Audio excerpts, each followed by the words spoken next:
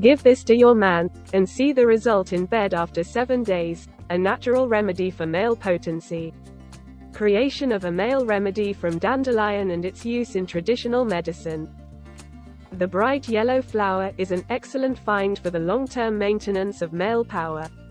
This erotic elixir is suitable for use in cases of reduced sexual desire, low irritability, and erection problems. To solve such problems, simply include dandelion leaves in your diet.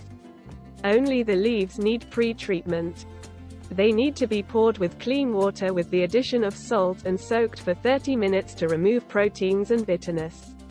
At this point, you can prepare the rest of the ingredients. The lemon is cut into small pieces together with the peel, a medium-sized carrot is rubbed on a coarse grater, and several walnuts should be broken into crumbs. You can also put greens and flowers of the dandelion plant, cut in any suitable way, in the salad. After mixing all the ingredients, squeeze 3 cloves of garlic into the salad, add some sorrel, and season with olive oil. The use of such a home remedy should not last longer than 7 days, after which you must take a break of 7 days.